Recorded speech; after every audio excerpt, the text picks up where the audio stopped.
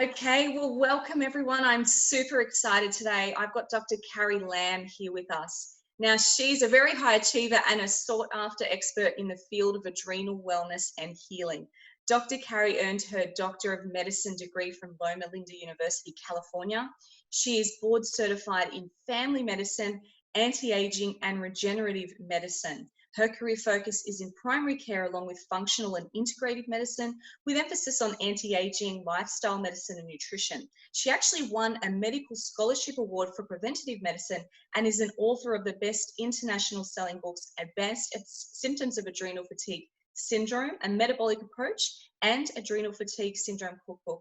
And she's currently practicing at Lam Clinic in Tustin, Orange County. Today we will cover exactly what is adrenal fatigue and distinguish between this and other fatigue-related conditions for you all, plus explain the concept of the fight or flight response and the effects of cortisol. So it's important to know why and how these things are actually happening to help us avoid and heal that extreme fatigue from a deeper level of understanding. So I really want to bring clarity around that for all of you today. So welcome, Dr. Carrie.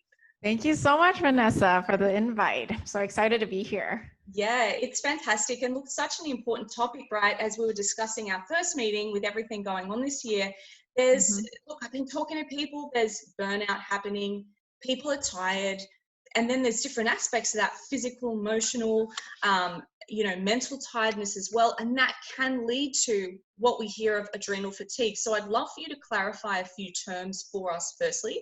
Tell us what the adrenal glands are. Right. So just going back to the basics, adrenal glands are these little walnut-shaped glands that sit on top of each kidney. So you have two adrenal glands, most people do, and they're vital to producing many of your familiar hormones. Okay. So the adrenal gland on the outside is called the adrenal cortex, and then on the inside, there's the adrenal medulla. And both the adrenal medulla and the adrenal cortex, they produce different types of hormones. So the adrenal medulla on the inside, it produces epinephrine and norepinephrine. Those are your fight or your flight type of hormones when you see a bear, when you get scolded by your boss, or when COVID happens.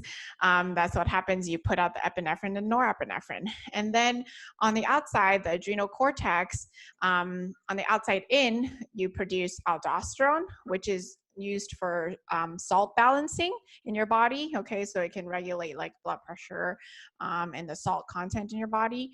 And then it produces cortisol, which is a very important adrenal hormone for inflammation and for just managing all the stress that you might be under. And then on the inside is the sweetest. So salty to sweet inside, the sweetest is the sex hormones. So it's the estrogen, the progesterone, the testosterone, the DHEA. Those are all produced on the inner cortex, then the medulla on the inside. So that's basically what the adrenal glands are. Sure, very small but very important. I can see that. Yes. And tell us then what the difference between these terms, because even myself, I've gotten a bit confused over time as to what adrenal fatigue is. Once I was diagnosed with that, started the research on that, but then I know other people have had chronic fatigue and Hashimoto's. Can you explain the difference between the three conditions? Okay, so I guess I can start with what the medical diagnosis is. Okay, adrenal fatigue is not a medical diagnosis. I want to make that clear. It's not a conventional diagnosis that has an ICD code like that the general medical community actually accepts. So it's kind of like outside the box adrenal fatigue, this term. So just going for what the medical community does diagnose, the diagnosis that most people would get if they go see a doctor and they say they're fatigued for more than 6 months and they don't really know what it's from, that's called chronic fatigue syndrome. Okay, this disorder is characterized by long-term fatigue, like I said, more than 6 months, and they've really tried to rule out all types of other diagnoses and they just don't know why they're having fatigue. Okay, and then it's this catch-all term by the medical community to just diagnose somebody with unexplained fatigue. So that's chronic fatigue. That's worse with physical or mental activity, doesn't get better with rest. Some other terms for chronic fatigue is like myalgic encephalomyelitis or systemic exertional intolerance disease. Okay. Um, and then you mentioned Hashimoto's. Right. Hashimoto's is an autoimmune thyroid disorder. A lot of the symptoms can really overlap when you have this adrenal fatigue, chronic fatigue kind of a picture. But Hashimoto's specifically affects the thyroid. Okay, so you have antibodies that are fighting against your thyroid for some reason.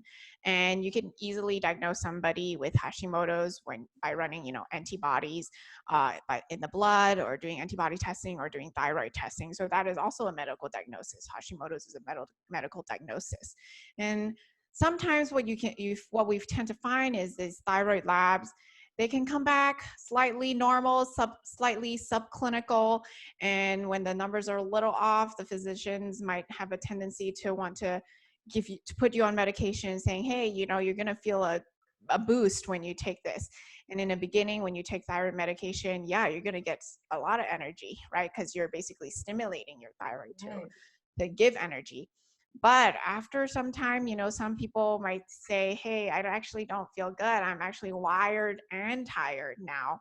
Like the extra thyroid is not making my fatigue actually go away. So if that's happening to you, you've been on thyroid meds, but you're still feeling tired, you have to dig a little deeper, right? Is this truly an underlying cause of thyroid problem, or is there something else going on?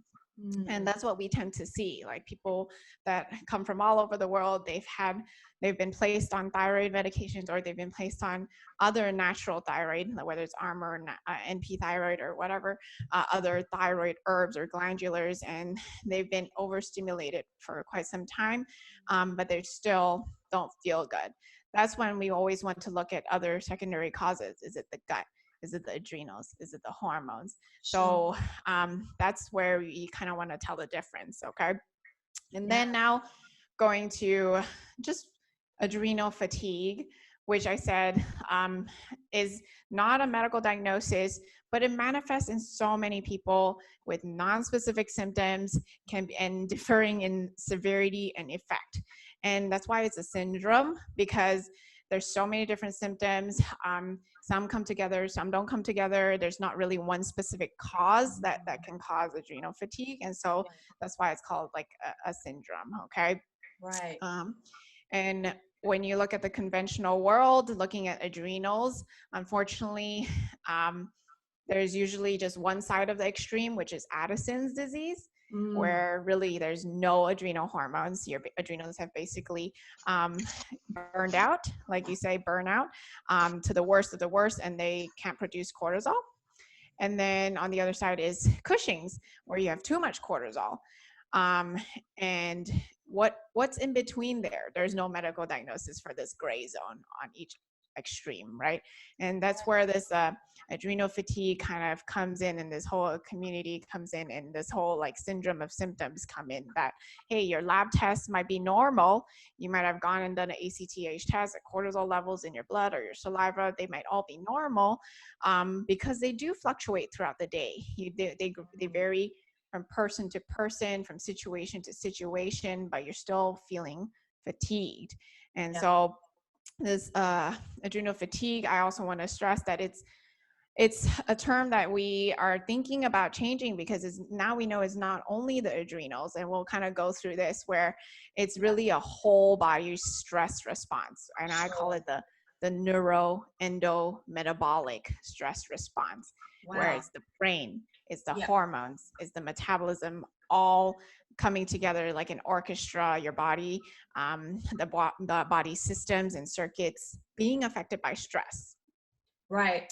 And that's such a big thing. It's stress has come into play a lot of it. I know when I was trying to heal myself years back, I knew I had to address stress in some kind of way, whether it was the physical stress with exercise and toning down on that, or even the mental and emotional stress at the time.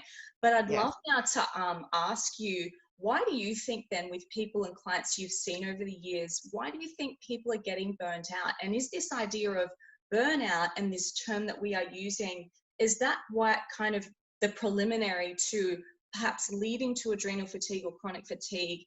You know, yeah, what's this idea about burning on your take of it, burning out?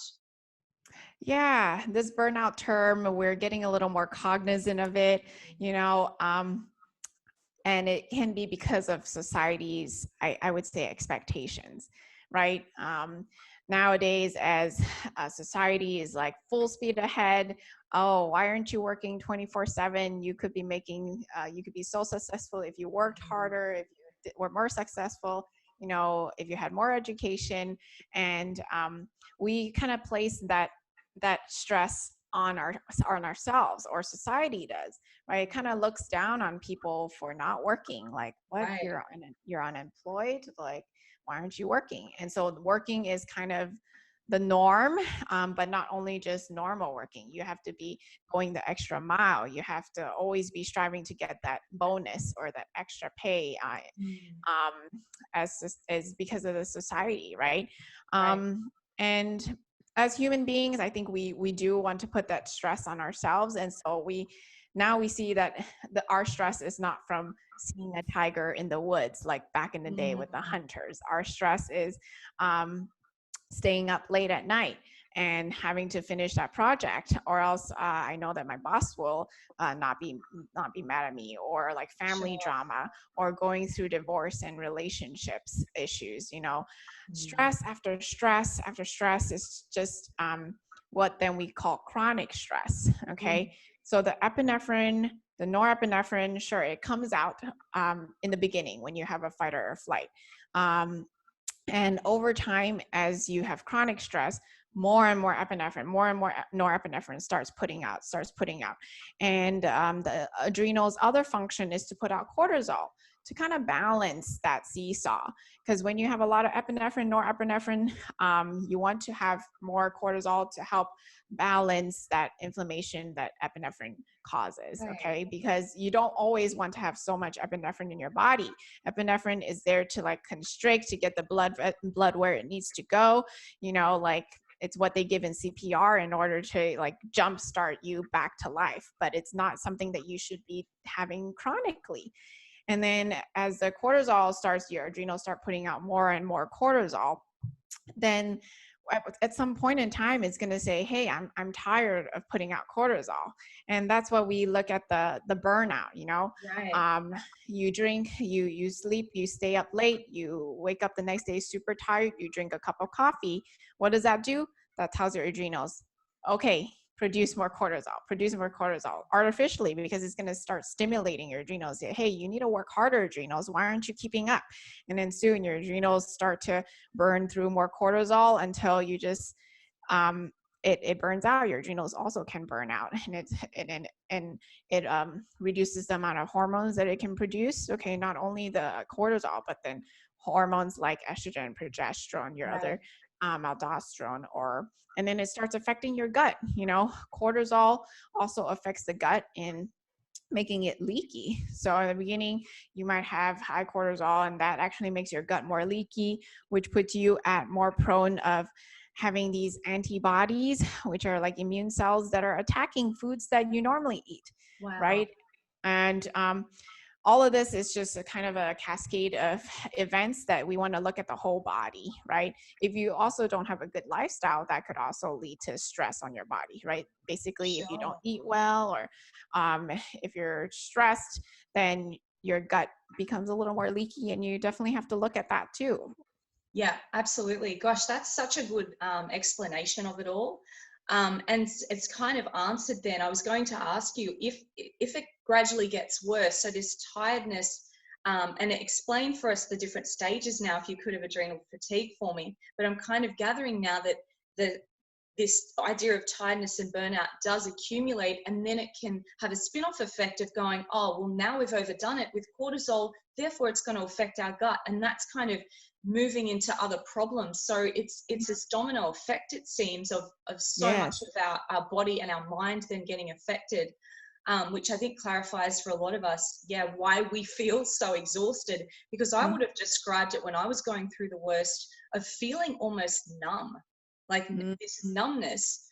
Mm-hmm. and this extreme tiredness, but not just tiredness when you have a late night for a couple of hours and you might miss out on 2 hours sleep once. It's a very different level of tiredness, right? Yeah. So Yes. explain for us the different stages of adrenal fatigue. So let's say if we have gone to a doctor or spoken to a professional about this, and they said, yeah, your adrenals are the problem for the tiredness. What are the different stages we're looking at then to go through and then to come out of that? Yeah.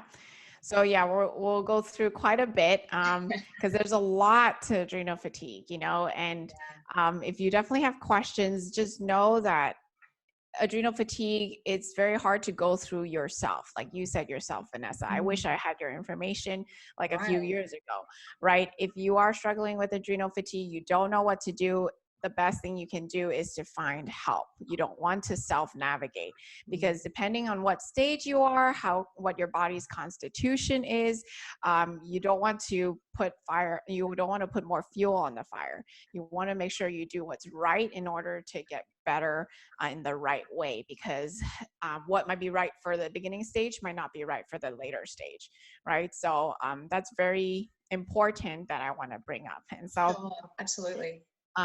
talking about the different stages, okay, and this is all in our book, if you, or our website, if you want to really go through it in depth, we'll kind of just go pretty Yeah, briefly, yeah. okay. um, there's stage one. There's 4 stages basically, okay. Stage 1 is the alarm reaction. Stage 2 is the resistance response. Stage 3 is adrenal exhaustion. And then stage 4 is adrenal failure. So stage 1, alarm reaction. This happens when your body first is bombarded with a lot of different types of stressors. It goes into the alarm mode, which is the fight or the flight, putting out the epinephrine, the norepinephrine, and the cortisol that we talked about. And it's a normal response. It's healthy. You need to have that response in order to run away from that tiger, right? Sure. However, if the stress prolongs, this alarm reaction can become chronic. And so in the beginning stages of adrenal fatigue, most likely your symptoms are unnoticeable. You might be a little more tired than usual, but not enough to go to see a doctor, right? You can just increase your intake of stimulants like coffee or energy drinks to get through the day. You'll still be able to maintain your focus, your productivity, your performance. So most likely the hormone circuit is still able to work efficiently here. Yeah. Then we go to stage 2, which is called resistance response. Now, when the stress becomes chronic and the adrenal glands can't produce enough cortisol to meet the growing demand, you enter this stage where it starts to be a little more resistant. Your fatigue gets a little more pronounced. It starts to get in the way of your daily activities. You notice at work, oh, you might be nodding off a little, okay? You might experience new symptoms like anxiousness or PMS symptoms, okay? Or irritability, getting frequent colds when other people are not getting colds, and problems sleeping. But even if you do sleep, you kind of don't feel very refreshed, okay? So this is where the neuroendometabolic hormone circuit starts to dysregulate, and your hormones, which includes the adrenals, the thyroid, and the reproductive organs, they get a little more affected, and then they also affect the other circuits like the brain, the autonomic system, the gut, and the detoxing and the immune system. So, but because adrenal fatigue is not recognized by mainstream medicine, each symptom you report will most likely be treated like a separate condition. Like if you go to your doctor and you say, I'm feeling a little like depressed mood, they might give you an antidepressant. Or if you complain of fatigue, you go see the doctor, they might run your thyroid labs, put you on thyroid medication. Right. Or if you get blood work done and they say hormone imbalance, then you might be put on hormone replacement. But this is not really a global picture, right? It's just fixing little parts of the symphony, and it's just Sure. not all together. The puzzle is not really pieced together. And so, but most likely routine labs will probably be normal, no adrenal issues, okay? So then we move on to stage 3, which is a little more complicated because it breaks down into A, B, C, D. Okay, so stage 3 is adrenal exhaustion. Your adrenals have really just overworked to the point that they're exhausted, and your cortisol output actually decreases and drops significantly. So you might still remain at high stress level, and now it's affecting all the different neuroendometabolic stress circuits, okay, which is your whole body. And now you're experiencing one or more adrenal crashes, and recovering from the crashes actually takes longer than the previous one. You're just going downhill. Organs and systems are all not working. They're slowing down. Digestion slows down. You're trying to conserve energy. You start gaining weight, you know. So this exhaustion, even if you try to drink coffee and the stimulants and the thyroid meds, it's not making a difference. You're really tired, okay? Yeah. So phase A of this third stage of adrenal exhaustion is called chronic single system dysfunction, where just basically single organs in the immune system or the nervous system or the metabolism, their dysfunctions become a little more chronic, okay? But it's basically only like singled out to just one system. So maybe it's problem sleeping, maybe it's a mood issue, or maybe it's an immune system issue. And you can still get to work, but you find yourself needing to rest and sleep a little more. If it gets a little worse, then it goes to phase B, which is multiple endocrine axis dysfunction, which is now spreading to multiple organs, okay? So basically, if you're in your hormone circuit, it's not gonna only be your thyroid anymore. It's gonna start affecting your ovaries, your ovarian output. It's gonna start affecting your adrenal output, okay? And then the whole hormone cascade can also then be dragging down, okay? Yeah. So Yes. multiple axes are now being affected. Sure. You're with me still? I am. Okay. It's interesting because I'm thinking along going, wow, I certainly went through all of these things that you're describing to a T. Yes. And there was that kind of this decline over probably a year, and then it took 2 years to come back up. But going Yes. through all of that, I can see how Now you anyone can picture it. Yeah. would. People who've gone through this, they know exactly what I'm talking about. So Yeah, and I think it's just so good to inform people too. Like if you are at a stage where you're just a bit tired, it's great for you to know this information and have it there just in case, you know, or just to prevent and be very aware and knowledgeable, right? Yeah, so let's continue with that, and then we'll go from there. yeah, then we can go through how to help, right? So phase A, like I said, one system. Phase B, multiple systems. Phase C is where your body becomes this equilibrium, okay? Unable to maintain homeostasis. It begins to overreact, trying to reach a state of balance to try to repair. So normal things that you don't react to, you start getting paradoxical reactions, more panic attacks, anxiousness, fluctuating blood pressure, fluctuating blood sugars. You find that you have to eat very often. You get very hungry every 2 to 3 hours, or else you get hangry, okay? And when people have reached this phase, your body has lost a lot of its strength, okay? It's all the compensatory mechanisms that it's been trying to use is already been used, okay? And so now it just produces these crude, uncontrolled reactions, like even smelling gasoline. You might have a reaction, or a perfume. Someone walks by with perfume and you just like go into a panic attack, right? Or you start seeing that you're very sensitive to certain supplements, even the normal dosing. You have to take baby doses, okay? Because you just start to react to everything. And so this is another reason why I would say that you should not experiment with treatments on your own, especially when you're in this phase C, you're just disequilibrated. It's so important to not just experiment. Hey, I'm going to try this supplement, or I'm going to try this treatment or something like that. It's not, it could actually end up triggering or worsening your paradoxical reactions.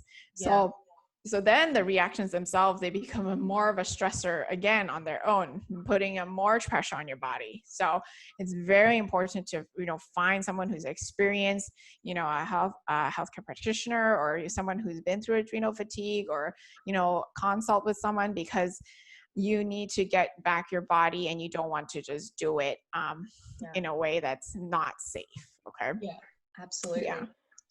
And then if you keep going down that road of, trying to fix things yourself, you can get into near failure. That's phase D, okay, which Oh, is wow. completely depleting your hormones. Not enough hormones to keep the adrenals functioning. You're basically your body will shut down, and then it will enter a catabolic state. Okay, what does that mean? So previously you were hungry, you were eating all the time, and you were gaining weight. But now at this stage, you're actually catabolic. You're burning through your fat. You're burning through your Right. muscles in order to break down and create energy. But even that won't be enough fuel to get you through. You're bedridden. You really can't do anything. You're lying in bed. Even answering the phone is work. Even answering Wow. emails is work. And so Yeah. you're just really just like, we call that an adrenal crash. Crashes become more frequent, Sure. and you spend most of your time in bed. Okay, so that's phase D. Yes.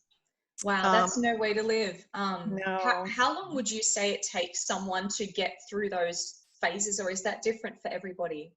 it definitely is different for everybody based on how long they've had their chronic stress for, Right. and some people, they go from, 1, 2, 3, 2, 3, 2, 3, B, C, Sure. B, B, B, C. So it's not like, Yes. not just a linear thing. Every person is so personalized, so different. And it depends on your body's constitution, right? Also, like, how sensitive are you? Do you Mm, have any of the genetic issues that other people might not have, yeah. uh, and so it just depends on what kind of toxins have you been exposed to. Every person is Yeah. so different. That's why a So, yeah, personalized approach absolutely. is definitely what you need. And Yeah. so there's no really like, so some people, it can take months, years, and Mm, others, they've gone through it for like 10 years and 20. wow. So it's just, Gosh. Yeah. mhm. And and on this event too, I really want people to know that, the burnout kind of thing, these first little bits of tiredness or exhaustion that you feel, you got to address it. Go and get it checked then, or go and talk to a professional that I'm hooking you up with here, because then you can prevent so much more, and it really disrupting Yes, lifestyle. We don't, yes, we want to thrive in our life, right? We want to yes, thrive. thriving, We've all had a not crazy year. surviving. Right? you know Yes. Thriving is this word, everyone says thriving, but at the end of the day, we want is good health and happiness. I think, like, let's simplify things down again for our health. But if you can't get a simple nice day, and where you have energy to go through that day and enjoy time with family, friends, enjoy your work, where you're not overloaded with so much stimulation and stuff that makes you feel really yuck on the inside, Yes. then that's life is disrupted then, isn't it? It's that thriving thing's not even available to you. So I want Yes. people to be able to thrive and prevent the burnout and be brilliant and be happy every day. So tell us I love what that. we could do, right? For we can't go through all these stages in this interview to address them, but let's say if someone is tired a lot, or maybe feeling a bit of those sensitivities you mentioned, of maybe a little bit Yeah. anxious now, or they're noticing their health isn't great, they're waking up perhaps at 2 a.m. quite often because the hormones are starting to go out a bit. What can we do? What's just something simple here that we can do today to kind of go to pull right back from your Yeah. expertise? Yeah. All right. So sorry. I think I went through stage 3D, but the stage 4 we didn't talk about. But basically, that's adrenal failure, which is very similar to Addison's. So I just wanted to put that Right. out there, Sure, sure. Thank you. where Yeah. just to be complete about it. I know. Um, Yes, we are. okay. We've Yeah. covered it. It's And you great. don't want to be at adrenal. I mean, if you were adrenal failure, you'd probably be in the hospital Right, or of course. right. So, Yeah. so what can you do? Like you said, if Yeah, you what's a had issues simple with, thing to, yeah, yeah. just to kind of pull back from all that if we're feeling a little So bit tired right now? yeah, so being cognizant, right? If you're reaching for that coffee, the first step is, hey, why am I feeling tired? Okay. So the first step is always to, educate yourself and be cognizant. Hey, is there something else going on that's making me tired? Should I be looking more into this and not reaching for the coffee? And then, so that's for stage one, you know. Then stage two, you have to really keep in mind too that it's really not just one system. You have to really look at your whole body, right? Right. So if you go see a doctor, you know, make sure you are addressing all the issues. Make sure you're addressing your diet, your lifestyle, are you exercising too much? Because even we see a lot of, you know, athletes, and they've burned out. Really, we see a lot of doctors, lawyers, high functioning people, is Right. because they've gone a lot of chronic stress, and they burn themselves out, right? And so being cognizant on when to hit on the brakes in your lifestyle is very important. And then one of the most practical things that I would recommend if you woke up in the middle of the night and you weren't able to fall asleep is really breathing. Okay, that's probably the number one thing. We call it adrenal breathing, but um, you have to ask yourself why you're waking up in the middle of the night. First of all, it could be a metabolic issue where cortisol is affected by your sugars. So if your sugars drop, you're hungry, you might wake up in the middle of the night. Okay, so maybe taking a handful of nuts, okay, like to see whether it would help you go back to sleep. That's always a good challenge. So we like to do challenges to see, hey, is this going to help, or is this going to help? Like, it's because each person is so different. Or is it a sympathetic response that your cortisol is like spiking up at night, and that's why you wake up in the middle of the night? Then how do I bring that cortisol and that sympathetic response down? By boosting my parasympathetic response. How do I boost my parasympathetic response? By breathing. And this is not like a full deep breath type of breathing. No, it has to be like a very calming 70% type of a breath using your abdomen and your Right. belly. So we have a very specific way that we teach our clients to do breathing. Okay. And because breathing itself is the best way to bring up your parasympathetics to balance that sympathetic response, right? The yogis in India, they can control their heart rate just by their breath. Yeah. And that's what we want to be able to do. It's that we want to control that sympathetic response by continually doing that breathing. Sure. Yeah. Yeah, I think that's interesting too. Such simple things can really make a big difference, like stopping and breathing, but being, like you said, aware of what's going on in your life that you're tired. Like sometimes I think we just keep going and going. We're busy and we don't want to address things, or we don't have time to go, oh yes, I need to get that looked into. I need to get that looked into. Yes. And it gets Yes. put to the side and put to the side. But in fact, this is the stage that's most important to address the burnout and be really upfront with ourselves, and I suppose accountable, right? And just aware, more self-aware, but kinder to ourselves, to go, Yeah. well, yeah, I will give myself that 1 hour out to go and connect with someone to look into this, because this is a problem now. Like, I'm getting up at 2 a.m. every evening. Something's going on in my life. But as you said at the very start, it's this, what's going on with, relationships, work, food, exercise. It all plays a big role, right? Very. So that's a big thing we need to address as well. And the final thing I suppose I'd ask you is, so from there, we're starting to implement these small changes within our lifestyle and perhaps connected with someone to help us heal. Do you believe there's other support that needs to happen? So, for example, other family members being on board, because I know with myself, it was quite lonely going through the journey, because years back as well, there wasn't as much support online, there wasn't as much accessibility, and I felt weird. I felt really strange going through it, because my colleagues would be like, "Well, yeah, we're doing this and this at the gym, and we have all these clients," and I'm like, well, I can barely do half an hour at the moment, let alone the 4 hours of classes you guys are doing. So this kind of maybe letting people know, I don't know, what's your advice on that? Do you share this with your partner? Because it's quite invisible. Yeah. And it's hard when, right, it's not a real medical diagnosis. Right. You're like, my doctor doesn't believe me. How is my family members going to believe me? But You know, it is very important to try to get that support, but I know that it's not there for everybody. Like, right, that is one of the questions we always want to ask in the beginning, that, hey, does your family understand what you're going through? Because a lot of the stress can come from that. You know, your spouse or your family, they're not understanding what you're going through. And then you have this added layer of stress, right? And so it is, I would say it's very important to get that support. But if you don't find it from family or friends, you know, there are support groups, even for people that are very similar on social media.